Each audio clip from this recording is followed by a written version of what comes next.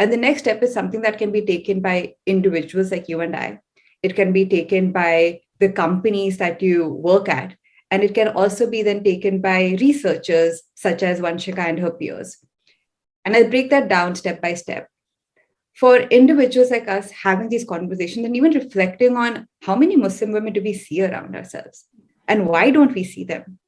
What can we do? Having conversations, reflecting and asking these difficult questions of ourselves is really important. The second, when it comes to companies, I think this movement towards gender inclusion in India right now offers us a very unique opportunity to really bring in the conversation of intersectionality.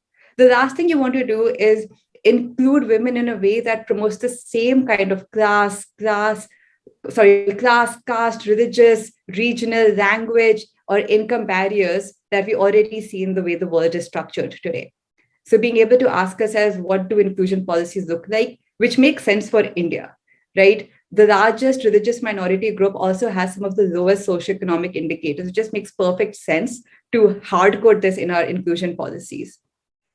And finally, in terms of research, you mentioned that a study like ours hasn't been seen, at least in recent times, for sure. So having more research that focuses on understanding the root causes of the lack of visibility of Muslim women will, again, create stepping stones to guide dialogue.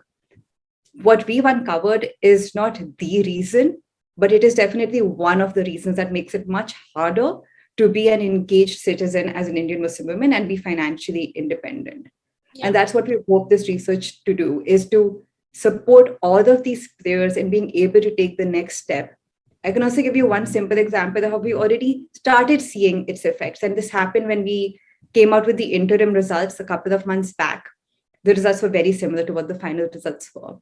And I was discussing this with a CEO of a very large company in India. And he said to me, Ruha, thanks for showing this to me, because honestly, if you put a Priyanka and a Habiba in front of me, my hand would automatically go to Priyanka's. And this research makes me pause and think about that. And I think maybe that's our primary audience, are the people who have good intentions, but this implicit bias, just because of the kind of environment we've been raised in, has gotten coded into the way we function.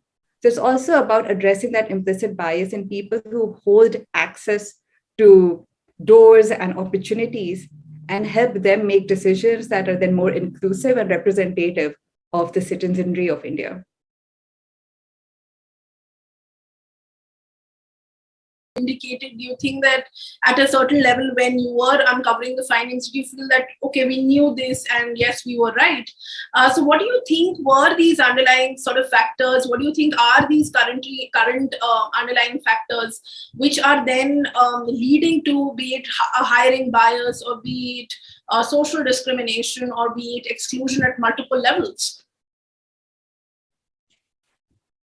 We went into this study with a very scientifically sound, unbiased question, which is to see if there is any change or difference in the job callbacks between a Muslim and a Hindu woman in India with the same qualifications. And yes, the final results clearly show that there is a net discrimination rate.